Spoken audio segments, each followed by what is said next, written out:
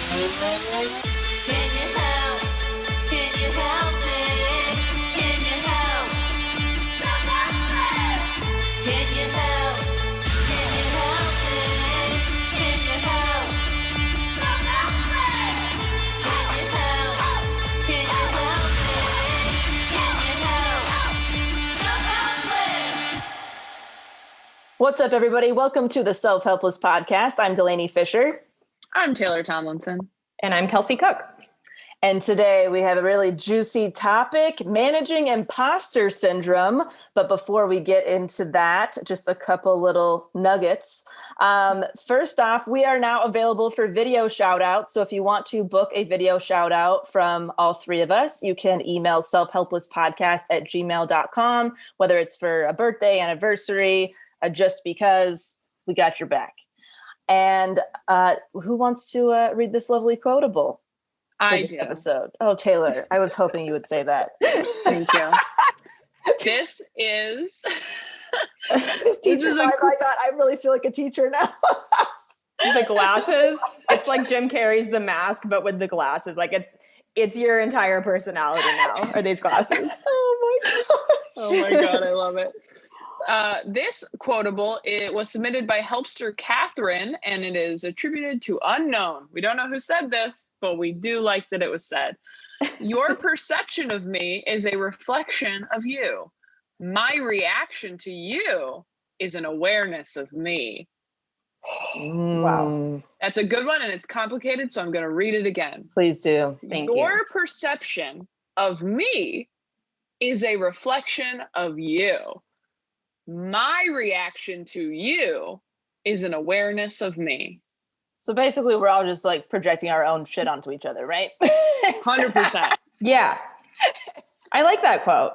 That resonates with me. Does that resonate with you guys? Good. Yeah, that's really good. Yeah. I mean, and- it's not about you. Anything that people are feeling negative, positive about you, it's really not about you most of the time. Right. yeah. And how you're feeling about other people is about you. Yes. Yes.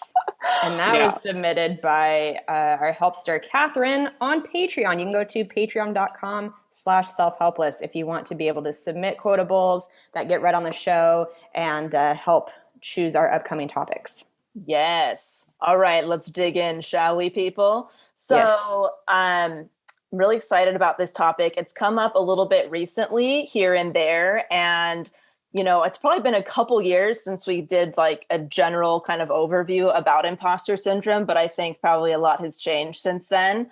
And this is going to be a lot of kind of practical tips and stuff for managing imposter syndrome, since I would say everybody experiences this at some point in their lives. If you are trying to do anything that scares you a little bit, chances are you're experiencing imposter syndrome, right? Like, I don't think anybody Yes, is definitely safe from this shit.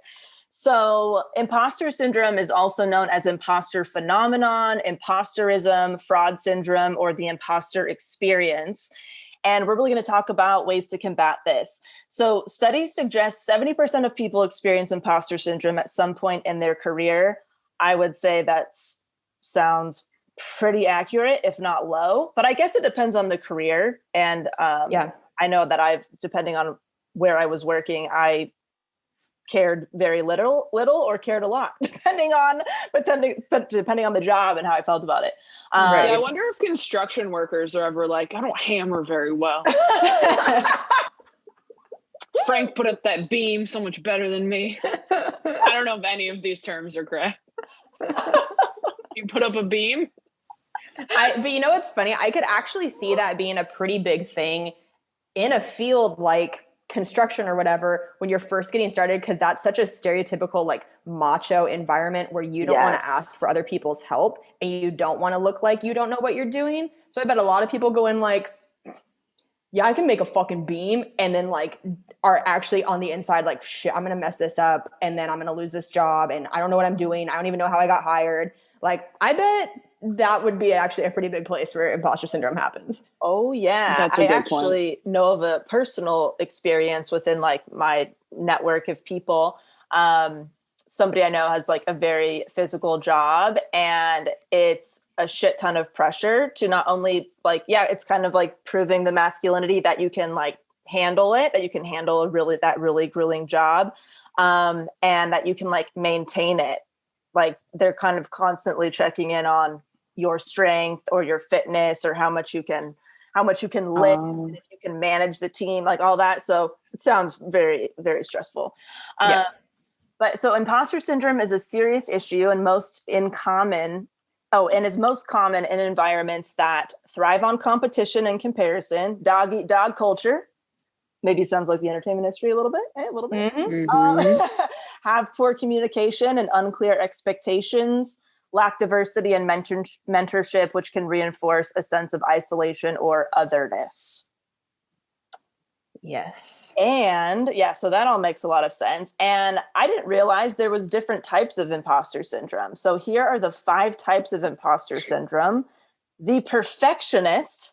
Hello. Oh, yeah, that's weird. Who's this about? The perfectionist, so where success is rarely satisfying because they believe they could have done it even better.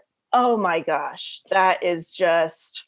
Let's just take that one in for a second. Y'all just sign our names next to this one. Yeah. It's initial here. Got a pen. There's a great quote in The Artist's Way that I believe was maybe by Picasso or another famous painter, but they said, a painting is never finished. It just stops in interesting places. And I think especially as stand-ups in comedy, like you'll shoot a comedy special or you'll do a late night set, and then you'll always the next day or a week later be like, oh, I wish I would have said that joke this way, or I could have made this part better. But it's like, it's always evolving, but you have to stop in those certain moments to tape the special, whatever it is. And that quote always sticks with me, that like, there's never any official stopping point with art, I think. Oh my God. My imposter syndrome was definitely the worst when I was doing stand-up. I hate every video there ever is of me. I don't like a single one. Because it's really? one of those. Oh no, zero. There is even your zero. special. No. What? I think it's fine, but it's hard because you might only tape it that one time, but all those other times are floating around your head like, that joke did better in North Carolina. That joke did better. Yeah. It's like, can't I just combine all the times that they did well into one special? The O-Town Liquid Dreams of specials. Exactly. Yeah. And, God, I mean, just videos from me from a long time ago where it's like, God, that joke changed so much and got better, or just, and it's like, you can't go back and fix it. I feel like other jobs I've had, I've been able to fix it in a way where not with that shit. That shit is tough to sit with as a performer. Yeah. Oh, that makes me sad for you because your special was so fantastic. You're so It was sweet. so good, and you looked so great. Like that should be the one thing that you're like, well, that one was great.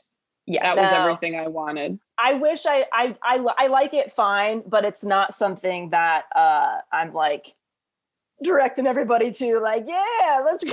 You know what I mean? I like the idea of it, and it's just, it was, but that's how I feel about everything. I could have probably worked on it for 3 years and felt the same way. Right. Yeah. So the perfectionist. Okay. So that one hit home. The next one does. The superwoman or superman. They often push themselves to work harder and harder to measure up. The natural genius. They believe they need to be a natural genius. So they judge their competence based on ease and speed as opposed to their efforts. In other words, if they take a long time to master something, they feel shame. Interesting. Mm-hmm. Yes. It's hard probably being not great at something in the beginning for that type. The soloist, sufferers who feel as though asking for help reveals their phoniness. They feel they shouldn't need help or they will seem incompetent. Whew.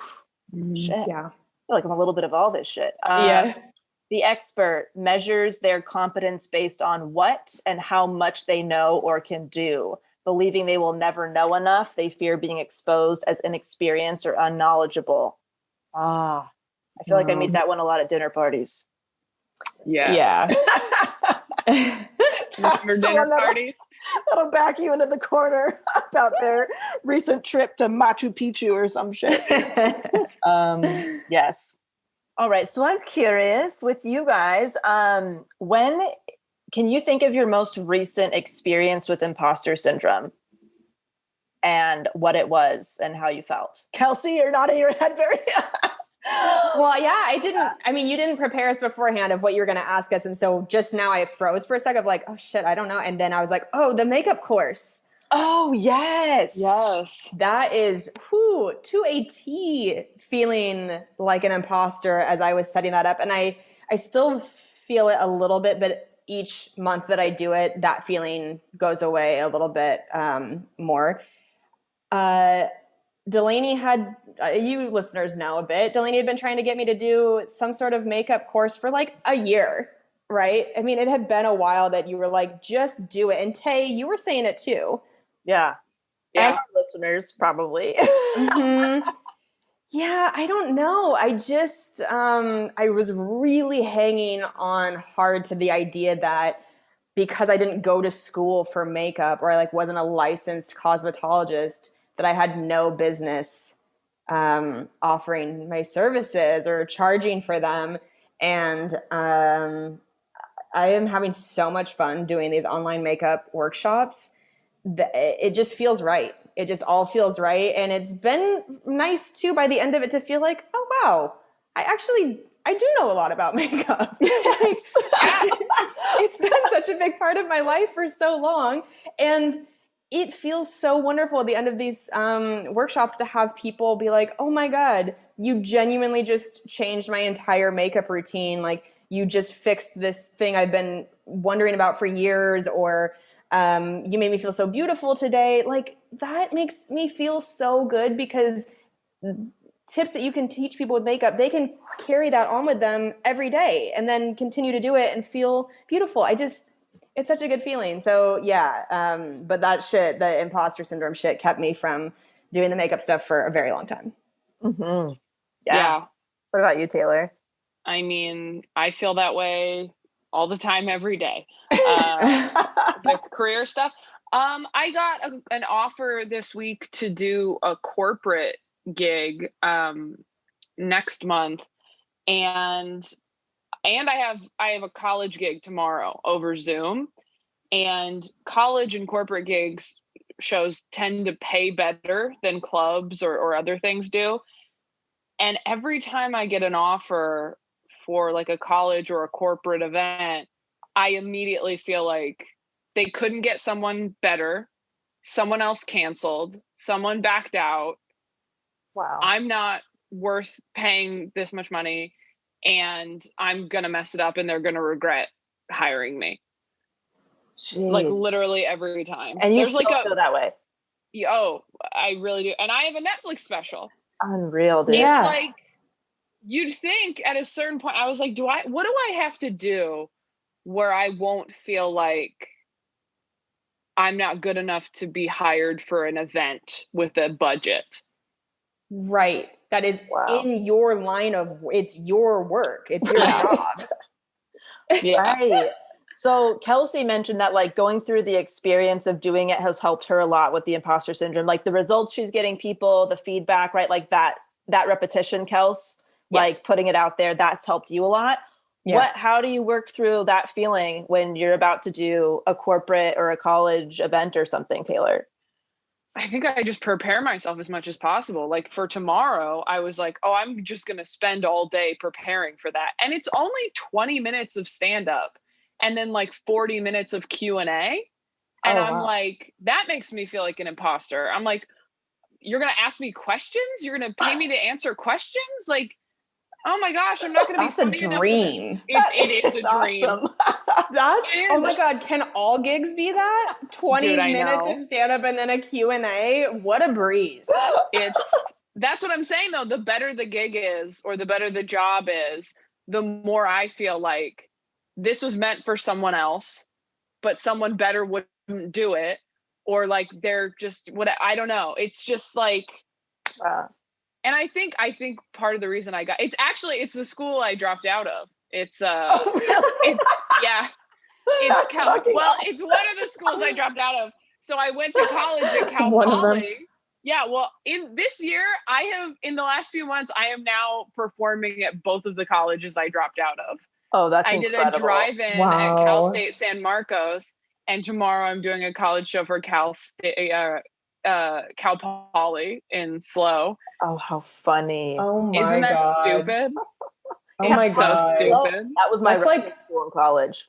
That's your rival school? UC Santa Barbara and Cal Poly are like it's like the Gauchos and the Mustangs or some shit. I don't know. I wasn't a big sports person during that time, but yeah, They're both by the beach. yeah, they're both just beautiful places to go to school. So they hate each other for some reason. It's like, God, Yeah. how fucking privileged are we? Yeah. Wow. You Funny. performing at both schools you dropped out of, now that you are at where you're at in your career, is like running into your ex and you're dating like Brad Pitt. Like, Oh hi. my God. That's so funny. It's pretty true. That Like, feels what great. a flex for you to perform for these colleges, you know? Mhm. I mean, look, I'm like, can I get my money back, please? Yeah. That would be great. But yeah, I think what Kelsey said is right. The way you prepare for stuff you don't feel qualified for is you over prepare and you just do it. And the more you do something, the more you feel qualified to do that thing. I mean, that's all stand-up's been, is just you do it every night, Right. so that you get better, but you also feel like, oh, I've put in the work and I am good at this. Yeah. Right. So the last time you did an event like that, Taylor, that you felt like you were an imposter, syndrome, how did you feel after the event? Did you feel like, oh shit, I still feel this way, or I feel relieved because it went really well? Like, did it change from start to finish? Yeah, I feel relieved afterward. If it goes well, I feel relieved. But even if it didn't go well, when I started doing stand-up full time and was doing colleges, I felt like an imposter because I really didn't have an hour of material. And I was, 20 and just going to these schools and trying my best. And whenever I pulled it off, it was like, oh my God, I did it. Maybe I am good enough. And the more times you pull it off, the closer you get to, oh, I am worthy of being here. I earned this. Right. You know? Delaney, how about you?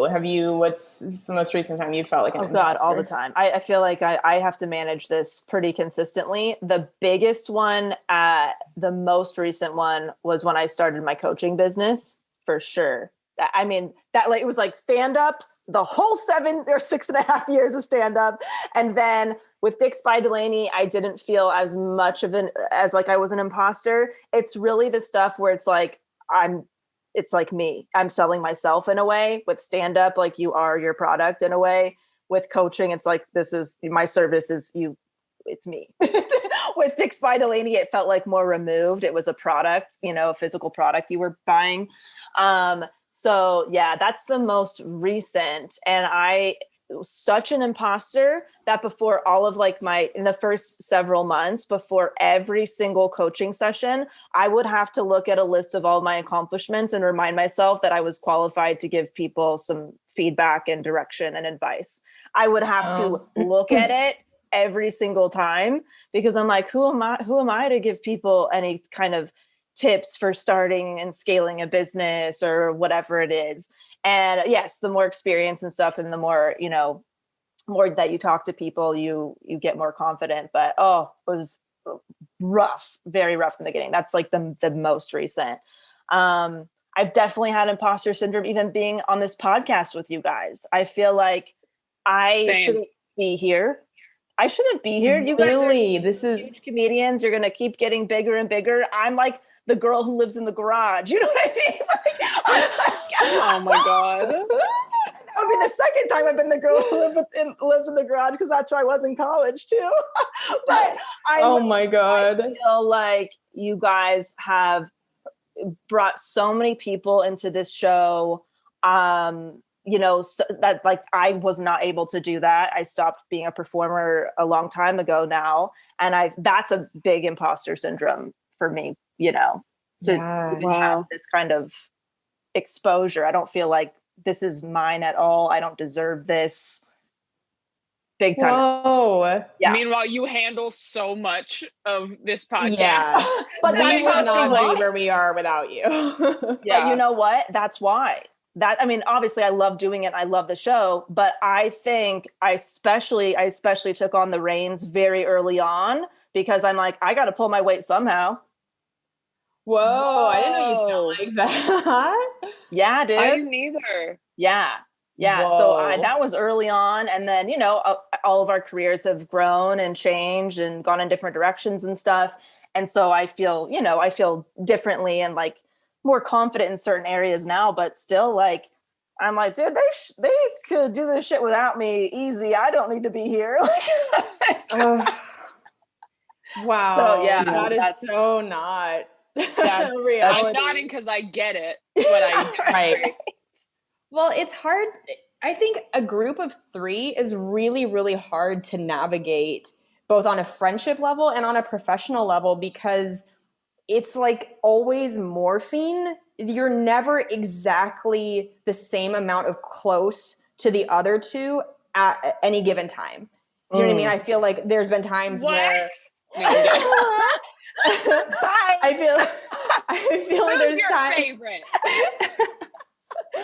But you know what I mean? It's it's like an ebb and flow. Historically very hard for groups of 3 friends to work out. And I think adding a business to that too makes it a whole other level. But I'm so grateful that, what are we now, 3.5 years in and doing great. Can you, that's thriving. Yes. Seriously, we have been in constant communication almost daily for 3.5 years. Yeah. And I love the shit out of you. And I'm not like, I'm not resentful to be here. You know what I mean? Like I can't think of any other working relationship, friendship to where that has happened for me at least. Agreed. And even that ebbs and flows. I mean, there are sometimes we go through periods where we text every day or we talk every day. And then I feel like there have been times where maybe we don't check in for a few days or a week or we're not talking as much. I mean, you know, or look, Kelsey and I talk more now because we're on TikTok and single. we're up later with more free time. Yeah, it's true. I mean, we all just as people bring different things to the table in terms of things that we connect with one another. So there's certain times in our lives where like one of us is going through something that's going to make it like, okay, I need to talk to Taylor about this. And then maybe you go through something else and you're like, okay, I got to talk to Delaney about this. And it's just, that's the constant, you know, morphing. It's always moving. Absolutely. I think it's incredibly successful collaboration. I agree. There's something that, you know, really clicked for us early on, and that has been very authentic. Yeah. Boy, this just turned into a little love fest that we didn't plan on. Really did. In 2021, I will take it. We need it. We'll take it. I would love to know if you experience imposter syndrome differently now, whether because you're older or you're more experienced in your professional career versus when you were younger. Like, can you think of any big differences when you feel an imposter, whether you approach it differently, feel it differently? Taylor, you were kind of nodding a bit. Do you have anything? Credits now. Once you get credits, like Kelsey, how much did doing a late night set the day of help your imposter syndrome to like achieve something like that, where you not only have a killer late night set, but you find out that you're doing it 5 hours beforehand and then crush it? Thank you. That's like a perfect example of coming out of something going like, oh, I think I am the shit, actually. Yeah, that's very sweet.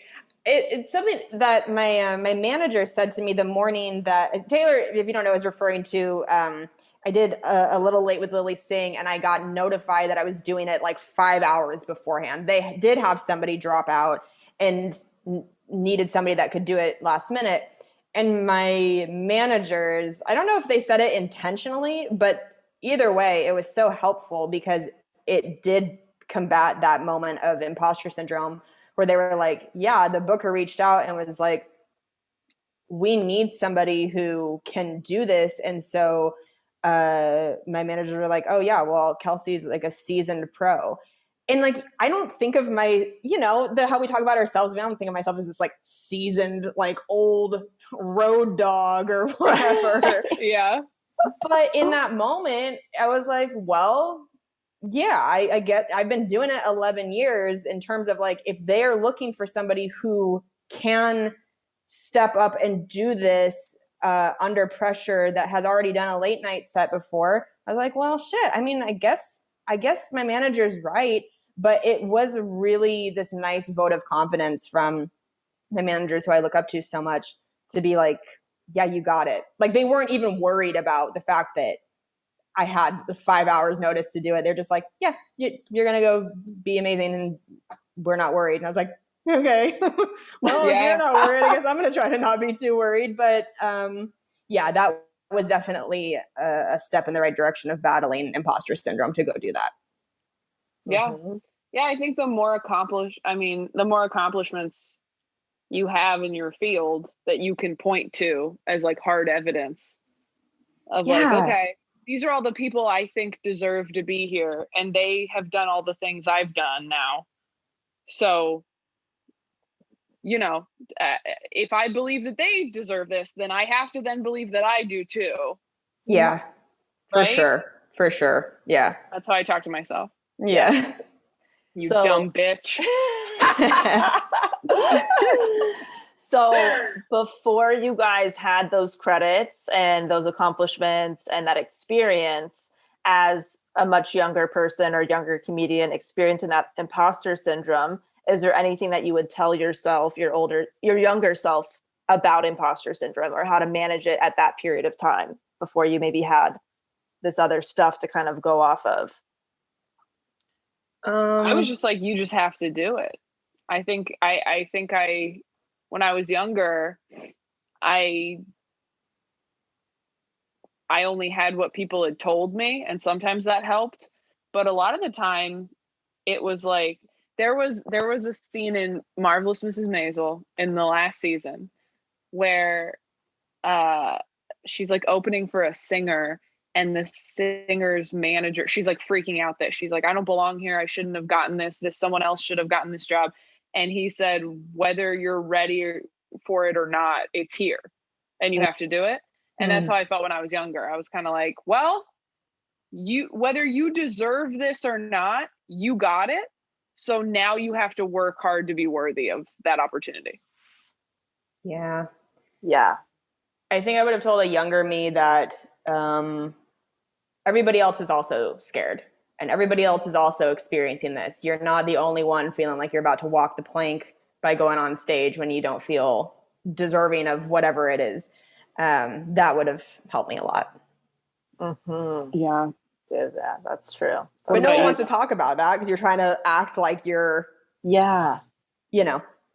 good to go. Yeah, if everybody was just honest about their imposter syndrome, that would be a lot more comforting and feel like a relief.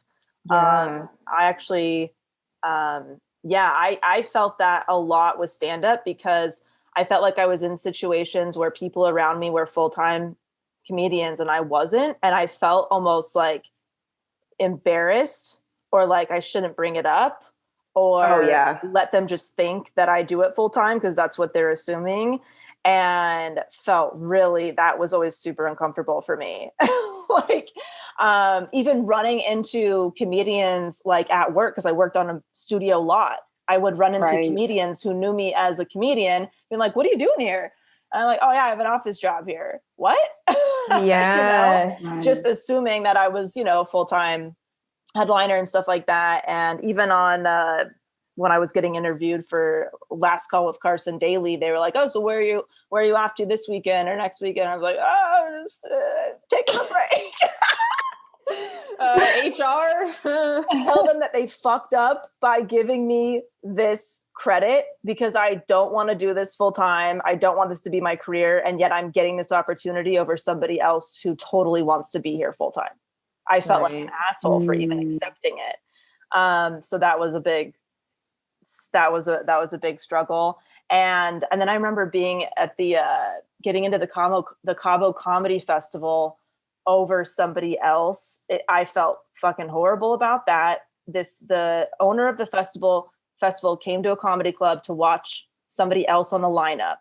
And then they approached me after the show and the festival, and the other person didn't get invited. And I didn't really find out until I got there when they were I found her when I went to go see so-and-so. I was like, oh, where's so-and-so? Oh, they didn't get it. Oh my God. Lainey, you were just too good. No, but like, I mean, it sounds like I'm bragging about myself now, but no. You know, that like tremendous guilt. It was like imposter syndrome and guilt on top of it.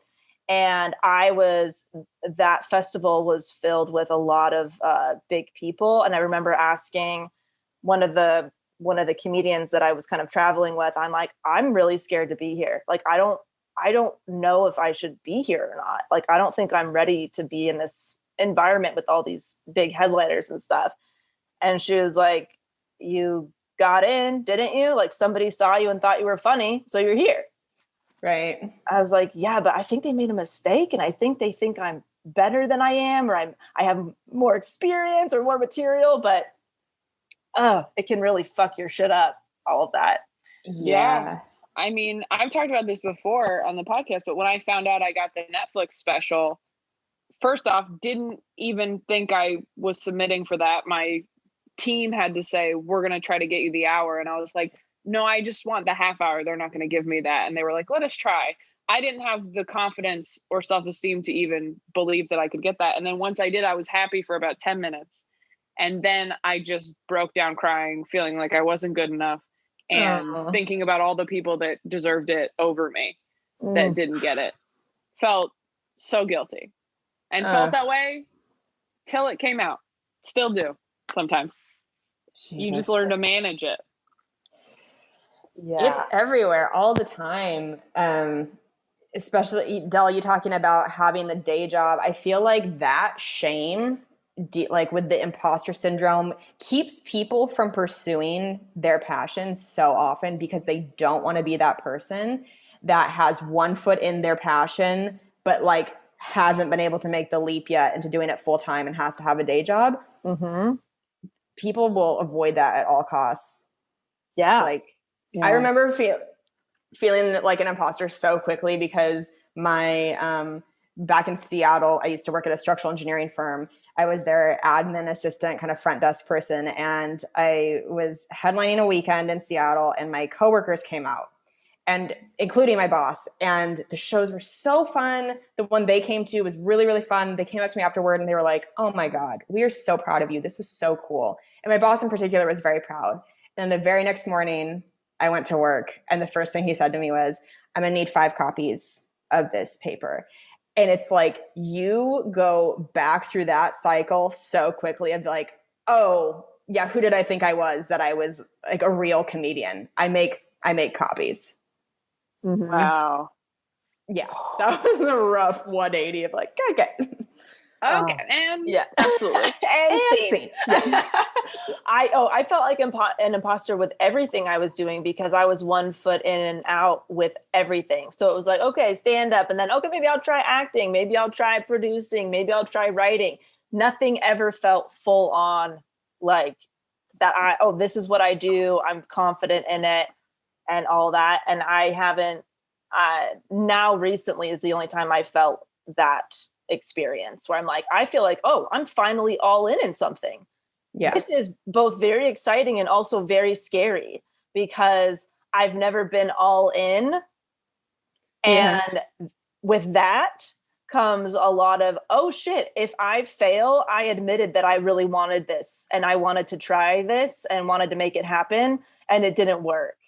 Then I have to really look at my shit, because with everything else, I was like, it was half and half. I wasn't full on in any of that shit. So whatever. Can't play the cool card anymore. Can't play the cool card anymore, guys. I'm all in with this. So, that's super new for me, and I didn't experience that until maybe within the year or so ago.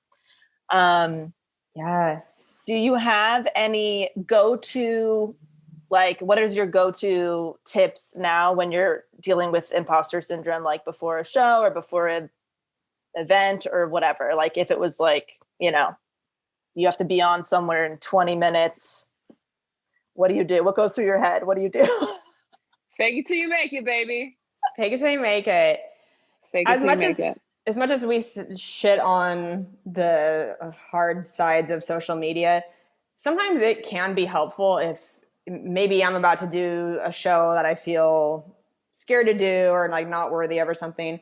If I can go on my Instagram, find a stand-up clip that I'm proud of and that like got a lot of positive comments, it does feel really good to read just a whole bunch of nice comments at once and hear the crowd laughing in a stand-up clip and be like, okay, that's me in the clip, so I can go be that person on the stage right now. Ah, Yeah, that's really good.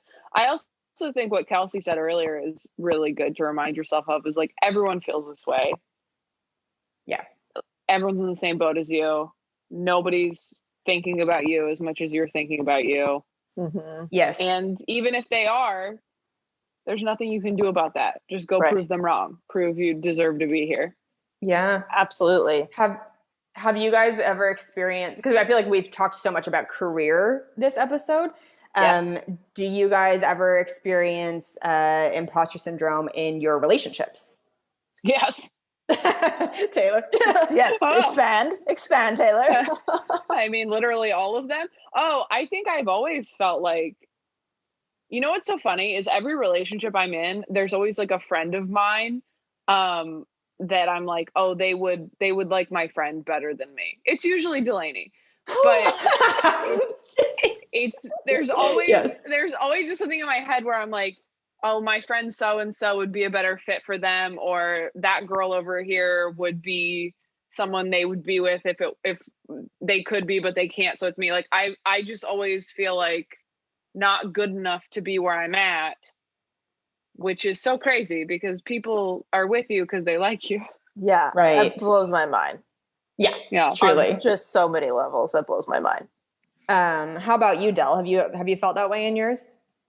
I tried to think of if I have felt like an imposter personally in any way. I don't feel it in my romantic relationships. I don't think I've ever felt it there. I have felt it in some familial relationships. Oh, I have felt interesting. like Oh. this doesn't feel like my family. In a good way, like a positive way, where I feel like this is like a really nice environment and experience, and I feel like this is not really, I'm not supposed to be here.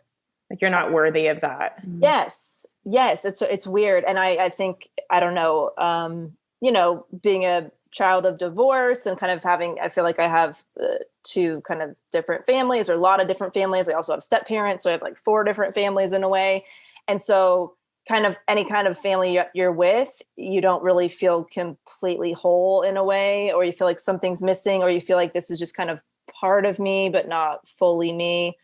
So I don't experience any family dynamic like fully in a way. Like I'm just kind of there for the meantime, but there's other family that isn't there. Does this make any sense? Or am I? Yeah. Okay. Yeah. As a child of divorce, I relate to that a lot. I think that it's easy to kind of detach a little bit from certain family relationships because that typical family unit you don't have. It's severed. If you have stepsisters and half brothers, it's like, I don't know. It takes on a different meaning, I think. Yeah. And then I think, when I have done a lot, it's hard not to compare. Like I have 3 younger siblings who are much, much younger than me. And I think it's hard not to compare our childhoods because there's such a different, it's a pretty big contrast. So I'll think about my childhood and what they're experiencing. And I've been able to do that at every age with some awareness because they're 12 plus years younger than me, all of them. Right. And so Mhm. I can remember what I was doing at their age and what my situation was and see what their situation is. And I think that's kind of always there on some kind of like, you know, a subconscious level, even if I'm not thinking about it. So it doesn't, I feel like I've stepped into somebody else's life sometimes Yeah. in a weird way. But yeah, Yeah. romantically, Yeah. I think Cam is probably where I feel the most whole, like, oh, my whole family is here in a nice way. Like I love my family. I love That's nice. but I feel That's like, really oh, nice. this feels like I am complete, I guess. Yeah. Yeah. Yeah. I saw Taylor's face and I was like, oh, I feel the same Like way. we both did the same sad lip. We were like, that's so nice. That's so nice. I think I'll marry him. Oh, that is just lovely. Well, man. I just have a few tips, and then we have some other tips that our wonderful producer Humaira added as well. But I figured I'd rattle these off because this is what I actually use in my life now. But the list of accomplishments, ooh, that does come in handy. I know we talked about that. Listing your accomplishments and any positive feedback you've ever received from literally anybody. If you need a quick reference before you're going to do something, I use that a lot in the beginning with any new experience, and then I kind of only bring it back when I'm about to experience something new that I feel like I'm going to be, I'm an imposter in. Experiencing something over and over and it's like seeing those results, that is always super helpful. And that just takes time, unfortunately. So you're just going to be uncomfortable along the way. Yeah. And then I kind of briefly talked about this too, but whenever I'm worried about the result of something, like, oh God, what if I fail? What if I suck? What if I'm not good enough or not ready? I always just think like, I'm just trying to help here. Like I'm coming from a good place. And so if it comes crashing down, I was trying to be of service. I wasn't trying to do any damage. That always makes me feel better. And then I love thinking about the worst case scenario and then solving that ahead of time. Always like, okay, if this is a disaster, what would I do in these different situations? And I think always reminding yourself that you can trust yourself to act with integrity and whatever situation happens is super helpful.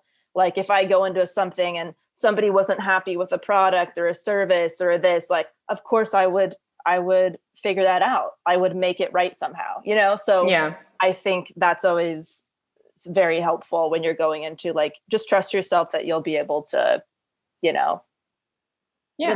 do something for yourself. But do you guys want to rattle off some of these extra tips from Humaira that she found? Yeah. Realize there's no shame in asking for help when you need it. If you don't know how to do something, ask a coworker, supportive supervisor, career coach. Like we mentioned before, know that this is normal if you're feeling this way. Whenever someone speaks up about it, hundreds more people breathe a sigh of relief. Like, thank God it's not just me. One of my favorite YouTube beauty gurus, Jamie Page, who I've mentioned before, she just did kind of like a day at her work video, like a vlog of what it looks like as she's making these YouTube videos. And she showed sometimes how many takes it takes her to get a sentence right. And so when you're watching the YouTube video, it looks like seamless and great. But I love that she showed that moment of like, so this when I put this, and it's like, I loved seeing somebody who comes off so polished, just look very human in that instance, because as like a content creator, you do that in your apartment and you feel so stupid and you feel like you look fucking crazy to just have to repeat a sentence over and over until you get it right. And that was a nice moment of me being like, oh man, love seeing someone I look up to do that, Yeah, Yeah.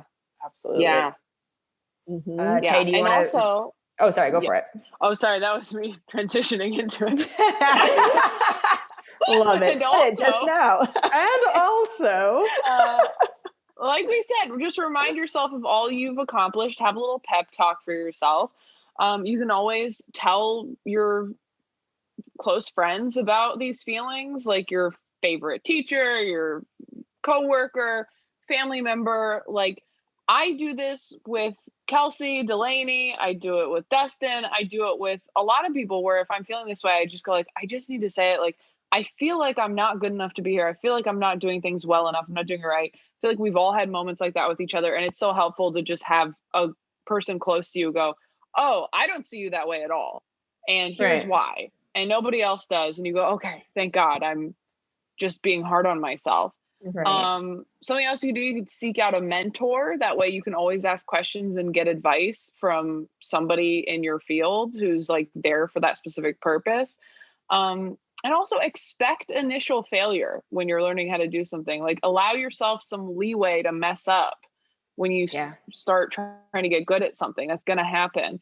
Separate your feelings from facts. There are times that you'll feel stupid. It happens to everyone from time to time, but just because you feel stupid doesn't mean that you are. Like that's something I tell myself all the time, that feelings aren't facts. Like feelings are real, but they're not always true.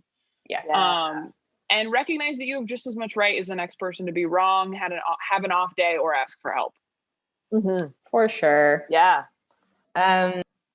So there are ways to battle imposter syndrome. Imposter workaholics are actually addicted to the validation that comes from working, not to the work itself. So start training yourself to veer away from external validation. I feel like I'm seeing a lot of parallels in this episode with our self-love episode. That if you don't love yourself, it's super easy to kind of have these things pop up. Learn to take your mistakes in stride, viewing them as a natural part of the process. Realize there's no shame in asking for help when you need it. If you don't know how to do something, ask a coworker. If you can't figure out how to solve a problem, seek advice from a supportive supervisor or even a career coach. Know that this is normal. Whenever someone speaks up about something, hundreds more breathe a sigh of relief, like, whew, it's not just me. Yes. Feel that so fucking hard. When you're just so glad somebody asked that question that you were too embarrassed to ask. Oh my God, yes. Great topic, Delaney. Yeah, I love this one. This is a big one. Yes. All right. And we do have an iTunes review of the episode. This is from Chelrose Will. Is that how you say it, you think?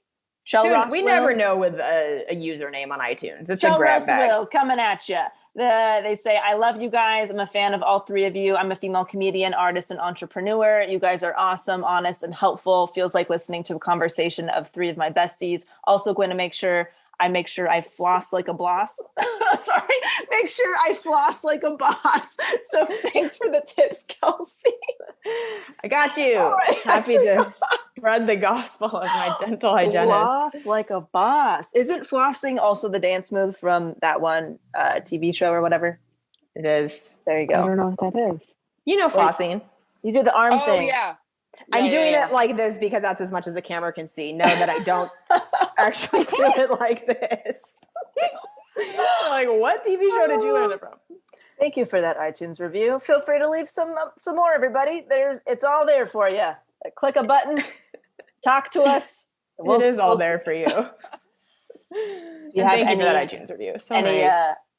Hot segments of any kind while we're wrapping up? I mean, I feel like I should. I can share one.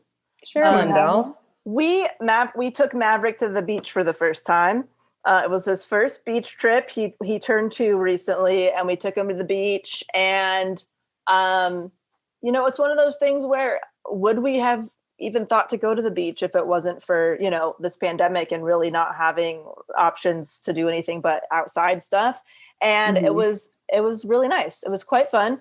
Maverick was very indifferent about the water, but he enjoyed running on the sand and stuff. And it was just nice to go and feel like you had an outing, Yeah. And it's crazy. I mean, I never go to the beach and we live very close to it. So that was a nice little family trip. Oh, also, I forgot to tell you guys this on the last time I talked about like leaving social media officially. I don't think I told you how funny it was, but when I first announced like, hey, everybody, I'm deleting my Instagram account at the end of the month. Did I tell you I lost followers immediately after posting? I swear I probably 100 followers. And I thought you're cute. You lost 100 followers and you think that's a lot. That's a lot for where I was at. But it was so funny because I'm like, you're gonna indirectly be unfollowing me because this account So won't even stupid. exist. But Yeah, that's funny that people are just so impatient. They're like, nope, we will. okay, bye. You're dead now. You're dead to me now. Bye. See ya. I just thought that was so funny. I forgot to tell you guys because I was cracking up when I noticed that people just pieced. Oh yeah, you are dismissed. People don't want to wait. Bye. Anyway, Yeah. so this is a little extra for you.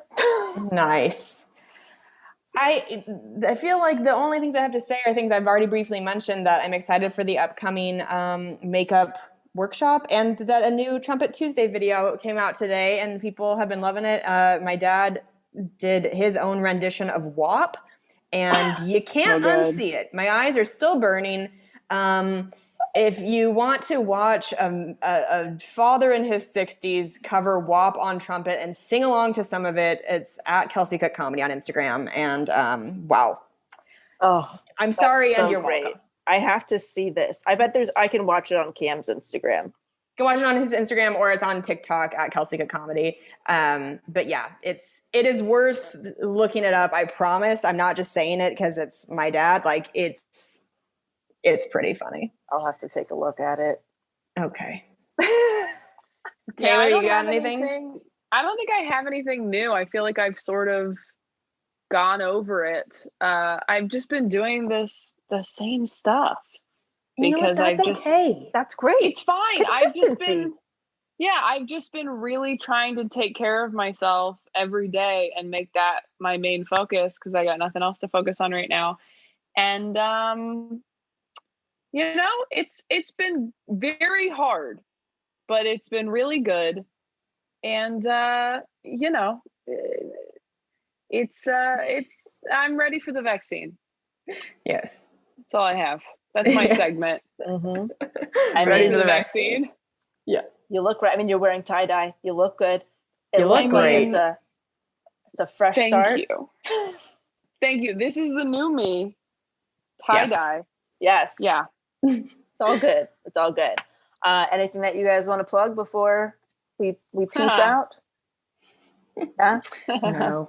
I would say this comes out January 18th, which means tomorrow, January 19th, is the next episode of Efficionado. If you want to check out my entrepreneur podcast, it's all about how to simplify your business, every area of it, your offer, your marketing, and your workflow. So if you're interested in that, and feel free to check out some of the other ones if you want. No pressure. For sure. I'm supposed to be at Wise Guys in Salt Lake City, February 4th through 6th. So you know, we'll see if the world is still here. Yeah, in a couple weeks. Back in. Yeah. My weekend at Dr. Grin's in Grand Rapids just got moved for a second time. So just, you know, keep checking my Instagram. I'll keep posting when the dates are actually happening with any club this year. Yeah. Yeah. We will see. Yeah. Wonderful. All right, everybody. All right. We love you, and we'll talk to you soon. Love you. Bye-bye. Bye. Thank you guys so much for listening to Self-Helpless. We really appreciate it and would love anything you can do to help the show grow and get the word out. So if you could leave us a 5-star rating and review on iTunes, that helps us move up the iTunes charts. If you can tell a friend, a coworker, a family member, anybody that you think would love the podcast, you can also screenshot an episode and share it in your Instagram, in your Instagram stories. Anything helps. Also, if you want more of the show, if you want bonus episodes, if you want to be able to be more interactive and help choose podcast topics, you can go to patreon.com/self-helpless and join there. You guys can follow me on Instagram at Kelsey Cook Comedy, on Twitter at Kelsey Cook. You can go to my website, kelseycook.com, which has links to my online makeup course. You can listen to my album, Savor It, on Spotify and iTunes, and you can watch my foosball web series on YouTube called Risks of Fury. How about you guys? Where can people find you? You can follow me at Taylor Tomlinson on Instagram and Twitter. My website is ttomcomedy.com. And you can watch my 1-hour special streaming on Netflix right now called Quarter Life Crisis. Awesome. And you can find me at DelaneyFisher.com. That's where you'll find information about my one-to-one consulting and my online courses. So basically, if you're a business owner, podcaster, or comedian, and you're looking to either start those things or grow those things, you can reach out to me for more information. I also have an email list at DelaneyFisher.com where I share my favorite tools, tips, treats, and free shit. And then we just want to say a big special thank you to our wonderful editor, Emma Erdbrink, and our fantastic associate producer, Humaira Nawaz. And you can find everything that we all just mentioned at selfhelplesspodcast.com.